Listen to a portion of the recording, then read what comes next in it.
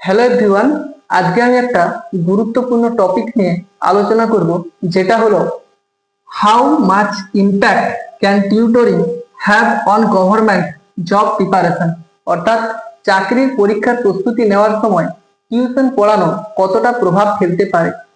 এখানে আমি কিছু পয়েন্ট আলোচনা করেছি, কিছু ভালো দিক, কিছু খারাপ দিক আলোচনা করেছি। সেটা তো আমি আলোচনা করবই। তার আগে আমি একটু বলি যে আমি দীর্ঘ 4 থেকে 5 বছর এই টিউশন পড়ানোর সাথে যুক্ত আছি। যদিও এটা আমার প্রফেশন নয়, তবুও এটা আমার ভালো লাগার তাগিদে আমি করি। তো এখানে আমি 6টা পয়েন্ট দিয়েছি সুবিধা, 6টা পয়েন্ট দিয়েছি অসুবিধা। ঠিক আছে, এই 6টা পয়েন্ট আমি বিশ্লেষণ করব, তারপর 6টা অসুবিধা পয়েন্ট আলোচনা করব, তারপরে বলবো এটা থেকে বেরিয়ে আসার পথ বা এটাকে কিভাবে কন্ট্রোল করব সেটাকে নিয়ে আলোচনা করব। ঠিক আছে, তো প্রথমে আমি 6টা পয়েন্ট সুবিধা আলোচনা করি। প্রথমত দিয়েছি ফিনান্সিয়াল সাপোর্ট। মানে বর্তমান সময়ে আমাদের বেশিরভাগ যারা প্রিপারেশন নিচ্ছি তাদের বেশিরভাগটাই মধ্যবিত্ত ফ্যামিলি থেকে বিলং করি বা গরিব ফ্যামিলি থেকে বিলং করি। তাদের ক্ষেত্রে সরকারি চাকরির প্রস্তুতি নেওয়াটা অনেকটাই কষ্টসাধ্য যদি না ফিনান্সিয়াল সাপোর্ট না থাকে। তাই আমি বলবো টিউশন পড়ানো একটা ফিনান্সিয়াল সাপোর্ট হিসেবে খুব ভালোভাবে কাজ করতে পারে। ফিনান্সিয়াল সাপোর্ট মানে মান্থলি শেষে যদি 3 থেকে 4 হাজার টাকা আসে তাহলে অনেকটাই আমাদের আর্থিক সহায়তা হয় এবং প্রিপারেশনে অনেকটাই সাহায্য করে। তারপর কনসেপ্ট ক্লিয়ারিটি, এই কনসেপ্ট ক্লিয়ারিটি বা ভিত্তি মজবুত। যেটা কি হয়, যদি আমরা এই কম্পিটিটিভ প্রিপারেশনে যারা প্রিপারেশন নিচ্ছি তারা যদি আমাদের স্টুডেন্টদের সাথে যখন পড়াশোনা নিয়ে আলোচনা করি, তখন তাদের যেসব বিষয়গুলো অঙ্ক, ইংরেজি, ইতিহাস, ভূগোল সেই সব বিষয়গুলো যদি পড়ায় তাহলে কি হয়, আমাদের চাকরির পড়ার সাথে সাথে আমাদের নিজেদের ভিত্তি বা কনসেপ্ট অনেকটাই ক্লিয়ার হয়। ঠিক আছে, তারপর কমিউনিকেশন স্কিল বলতে যেটা হচ্ছে কথা বলার দক্ষতা বা কথোপকথন।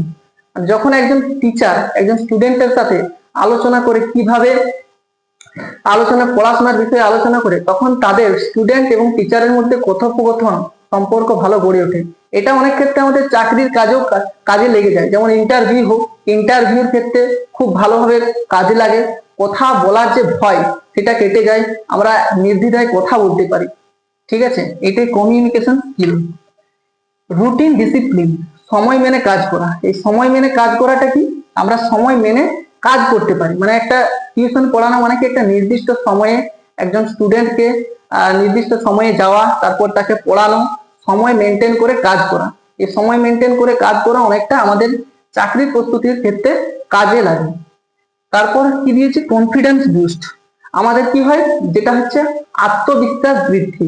এই কনফিডেন্স বুস্ট বা আত্মবিশ্বাস বৃদ্ধি বলতে আমরা অনেক সময় কি হয়, যখন কোনো কিছু জিনিস বা যে কোনো কিছু পড়াতে গিয়ে আমাদের কি হয়, যে পড়াতে গিয়ে যদি ভয় বা ভীতি কাজ করে, তখন এই টিচার বা স্টুডেন্টের মধ্যে যখন এই পড়াশোনার মধ্যে যখন থাকা হয়, তখন কি হয়, কনফিডেন্স বুস্ট হয় যে আমি পারি, আমি বোঝাতে পারি বা আমি পড়াতে পারি, এই একটা কনফিডেন্স বুস্ট হয়।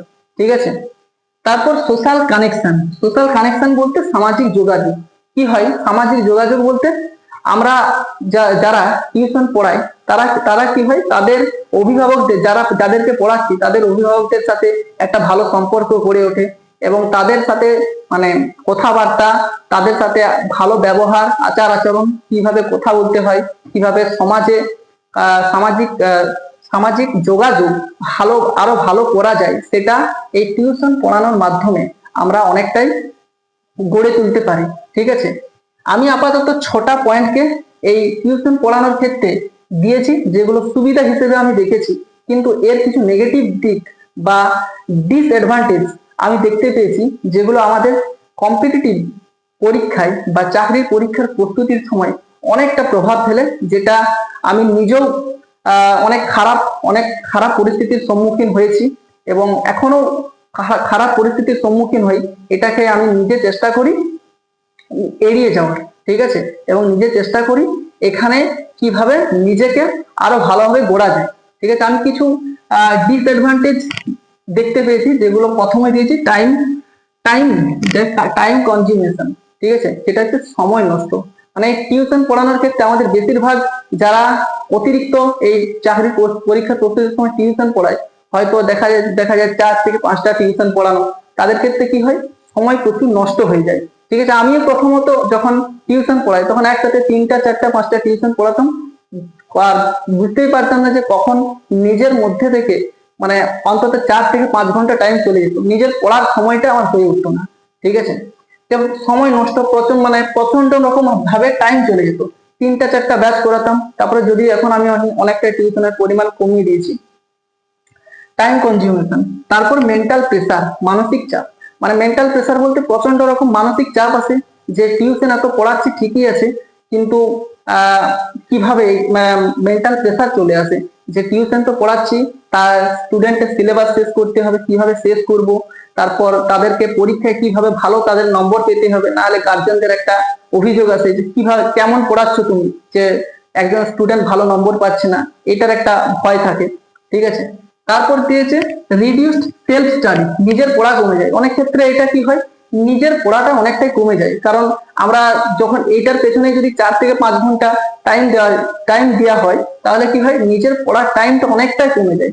ঠিক আছে, নিজের পড়া কমে যাওয়ার ফলে কি আমাদের মধ্যে নিজেদের মধ্যে আরো মানসিক চাপ বাড়তে থাকে, নিজের পড়া আমরা কম করে ফেলি এখানে। তাই টিউশনের যে ব্যাপারটা, সেটাকে নিজেকে কন্ট্রোল করতে হবে।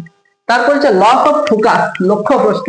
মানে এটা আমরা বেশিরভাগটাই সময় টিউশন পড়াতে পড়াতে আমাদের কখনো খেয়ালই থাকেনি যে আমরা আমরা ঠিক পথে যাচ্ছি, তো মানে টাইম চলে যাচ্ছে কিন্তু লক্ষ্যভ্রষ্ট। মানে এখান থেকে আমরা লক্ষ্যভ্রষ্ট হয়ে যাই, আমাদের যে মেন ফোকাস থাকে সেটা থেকে লক্ষ্যভ্রষ্ট হয়ে যায়।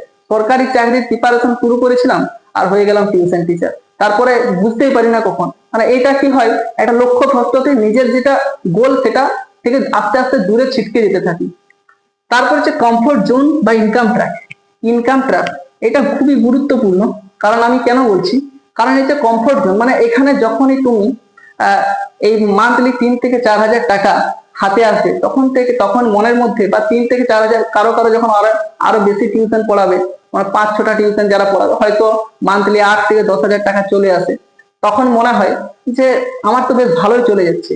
মানে হয়তো বন্ধুদের সাথে একটু বেশি আড্ডা, ঘোরাঘুরি, টাকা আছে একটু বেশি, খাওয়া দাওয়ার ব্যাপার, তারপর এই জিনিসগুলো একটু বেশি হয়। ইনকাম ট্র্যাপ, টাকা আসছে আমার তো চলে যাচ্ছে, এই ভাবনাটা আছে, কিন্তু সত্যি বলতে এটা এটা আস্তে আস্তে শেষ করে দেবে। যে ইনকাম ট্র্যাপ যদি একবার মাথায় ঢুকে গেছে, টাকা তো আমার আসছে প্রচন্ড রকম ভাবে, তাহলে আমি বেশ ভালোই আছি, কিন্তু এটা ইনকাম ট্র্যাপ আস্তে আস্তে আমাদেরকে অবনতির পথে এগিয়ে নিয়ে যায় এই টিউশন পড়ানোর ক্ষেত্রে। তারপরে ল্যাক অফ কনসিস্টেন্সি, ধারাবাহিকতার ঘাটতি। মানে এই ধারাবাহিকতাটা তো গুরুত্বপূর্ণ চাকরির পরীক্ষার ক্ষেত্রে খুবই, মানে আমরা ধারাবাহিকতা বজায় রাখতে পারি না।